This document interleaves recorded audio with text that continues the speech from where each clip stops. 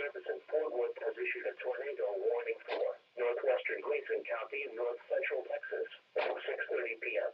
At 6:06 p.m., a severe thunderstorm capable of producing a tornado was located near Whitesboro, moving northeast at 40 miles per hour.